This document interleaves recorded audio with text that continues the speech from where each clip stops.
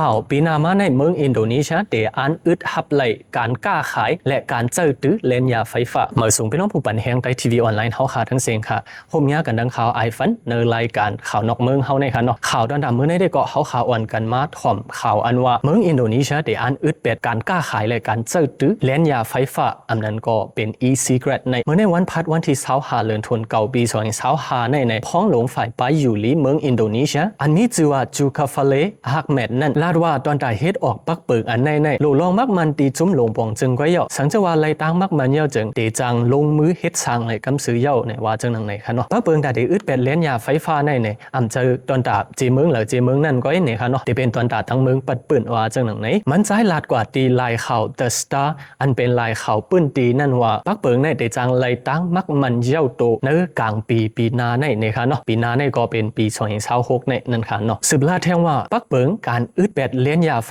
ฟ้าในเดเป็นมาหรืออำเป็นมาอันว่านั่นอำเจ้าข้อถามเยาอันนี้เขาโหลดถามข้อถามว่าเดเป็นมามือเลยอันว่านั่นก็เยาเนี่ยค่ะเนาะบอกว่าปักเปิงพิงเมืองเกี่ยวกับรองการอึดเป็ดเลนยาไฟฟ้าในตื่นเดเป็นมาอยู่ตื่นเดมีมาอยู่ในมันใจเคยว่าจังนังในค่ะเนาะแผนการแต่เดเฮ็ดออกปักเปิงอันในมาในเปิงเลื่องมันในไล่ส่งกว่าที่จุ้มลงปองจึงเยาจุ้มลงแลนเขาตึกทัดสางลองปักเปิงหูย่อยอันในเปิดตาเป็นพรหลีนั่นอยู่ในว่าจังนังในค่ะเนาะจอมเลยมันใจเลยลัดกว่าจึงในการแต่เดอึดหามเป็ดเลนยาไฟฟ้าในเดเป็นคักเป็นตอนเอาในค่ะเนาะอันดังสุดเดอึดเป็ดเลนยาไฟฟ้าอันเจอตื้อ Open System สืบแทงมาซ้ำเดอึดเป็ดอันเป็น Closed System นั่น Open System Waves อันว่านั่นเป็นอีช่างอันเป็นเลนยาอันผู้เจอตื้อมันจางเอามาเสิร์เอาหางก้อยมาเทียมเอาหางก้อยมันเดมีน้ำมันแต่เดเทียมนั่นค่ะเนาะเขาก็จางซื้อน้ำนั้นมาเทียมเอาซ้อมหลังเขาไล่เจอเสียวอายเจอในเลยสังนั้นก็น้ำแรมเจอในรายสังเขาจางเทียมเอาตาเศษนั่นค่ะเนาะอันนี้ได้ก็เป็นอันว่า Open System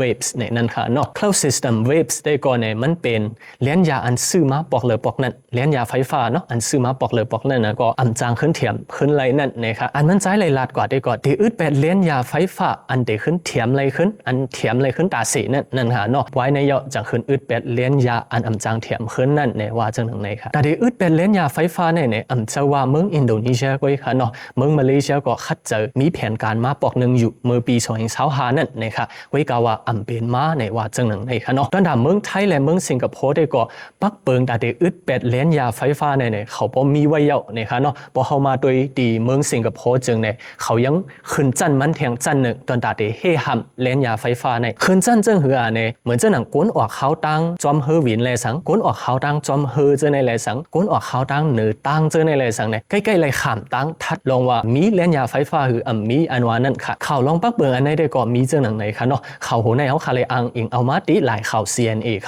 ขาขายยินจมขอบเจอถึงเป็นองผู้ปันแหงข่าวไทยค่ะทั้งเสียงเลยสังยินจมขอบเจอป้าเจ้าของเงาตื้นข่าวเงาเลยสังแค่พังวิดีโอเจอในเลยสังอยู่ข่าวเขาข่าวไปขึ้นทุบกันเทียงในเงาหางเสียงอันเดมาเนี่ยค่ะเมื่อส่งค่ะ